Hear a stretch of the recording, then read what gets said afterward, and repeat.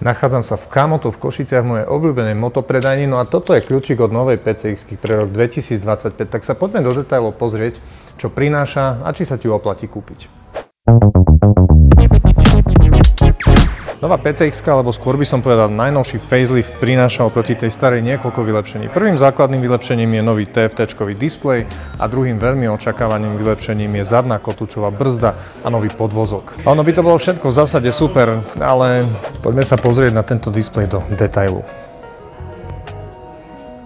Ide o celkom prehľadný 5-palcový TFT-čkový displej, ktorý poznáte aj z iných modelov Hondy. V tom základnom rozhraní si viete pozrieť spotrebu, viete si pozrieť trip A alebo trip B, teda počítadlo kilometrov na tripoch a potom totálny nájazd. Ide o úplne nový skúter, to znamená, že tie údaje tam nebudú veľmi aktuálne, pretože ešte sa s ním ani nehýbalo. Na ovládanie slúži na ľavej ruke podsvietený joystick, ktorý je celkom intuitívny. S tlačením joysticka doprava sa dostávate do menučka a tam si viete v podstate pozerať jednotlivé údaje tripov aj podrobnejšie, ako napríklad priemernú spotrebu v tripe, vzdialenosť odjazdenú, priemernú rýchlosť a podobne. Ak ideme do druhého menučka, tak tam si vieme nastaviť zobrazovanie tripu A alebo tripu B a samozrejme vieme tie tripy vyresetovať. V treťom menučku máte nastavenia a tých ponúka Honda naozaj celkom dosť. V prvej časti nastavení máte reset tripov Ačka, Bčka, to je v tejto chvíli nepodstatné, čo je možno že viac také user-friendly, takže pre tých majiteľov, používateľov použiteľné menučko je menu nastavení displeja. Tam si viete voliť nastavenie typu displeja, jazd displeja, pozadie, obľúbené info, no a obľúbený gombík, respektíve gombík, ktorý sa používa ako obľúbený pri ovládaní. V type displeja máte na výber z troch možností rozloženia, ktoré ponúka. Bude to takýto bar, teda otáčkomer je hore, bude to taký krúžok, čiže otáčkomer tú rýchlosť obieha, alebo je to jednoduchý displej, ktorý zobrazuje v podstate iba rýchlosť a ostatné veci v takom minimalistickom štýle. Ja si to teraz dám napríklad na tento bar, lebo ten je taký najsympatickejší. Ten displej by default vyzerá takto, je to naozaj pekné, prehľadné menu. Poďme si ešte rýchlo ukázať tie ostatné možnosti zobrazenia.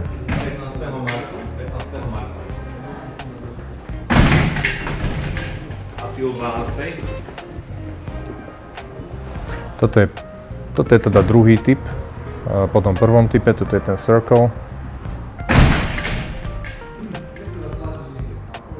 No a teraz máme ten jednoduchý Simple Mode, teda zobrazenie rýchlosti bez nejakých zbytočných informácií navyše.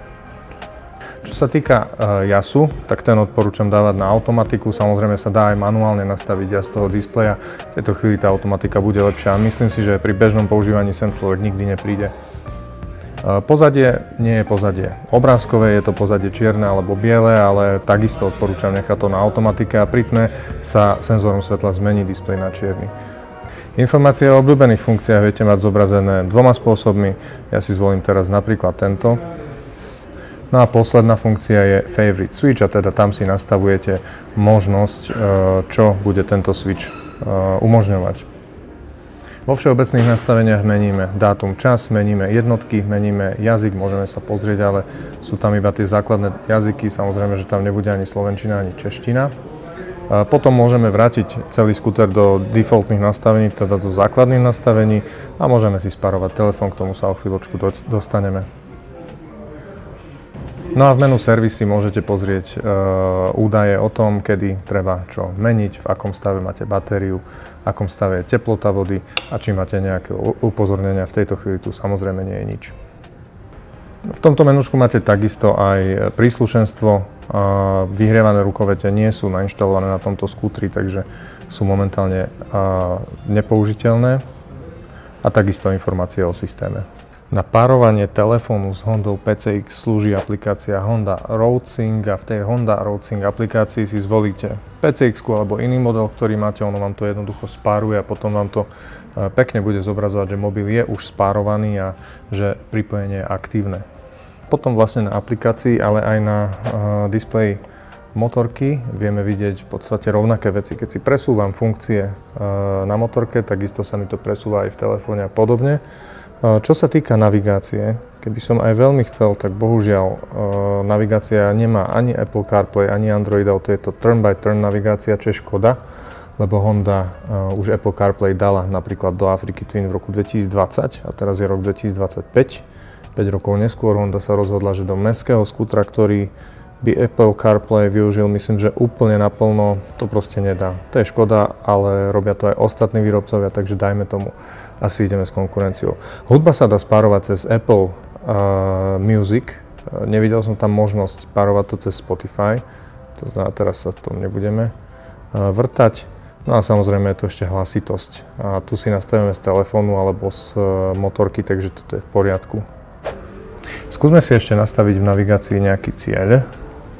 Ja pôjdem zarovno aj s telefónom. Po spustení navigácie teda vidíme, že nám to zobrazuje turn by turn pokyny, ktoré si v zásade nevieme ani veľmi prepínať, lebo však ide o to, kde sa nachádzame. A to je celkom škoda. Ďalšia výrazná zmena na novej PCX-ke je zadná brzda, ktorá doteraz bola bubnová, po novom je kotúčová. Škoda, že zadná brzda nemá ABS-ko, ABS-ko je len na prednej brzde, ale myslím si, že už fakt, že to je kotúč a nie bubon, je pre všetkých, ktorí na PCX-ke strávili aspoň pár 100 km, veľmi, veľmi pozitívna zmena. Ďalšej dizajnovo výraznej zmeny sa okrem predného svetla a zadného svetla dočkalo aj okolie prístrojovej dosky. Volant bol doteraz trúbkový, tie káble tu bolo vidno. Výrobcovia v tomto modeli 2025 volant zakryli takýmto plastom, čiže to trošku pripomína maxi skútre.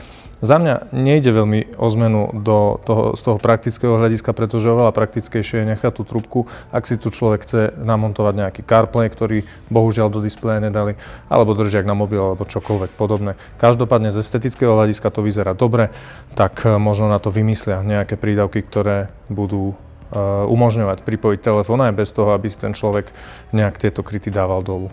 Design PCX-ky nezažil nejakú rapidnú revolúciu. V tomto facelifte predné svetlo aj zadné svetlo sú LED-kové a odkladacie priestory sú tam, kde boli. V zásade ide o klasický 125-kový moderný skúter.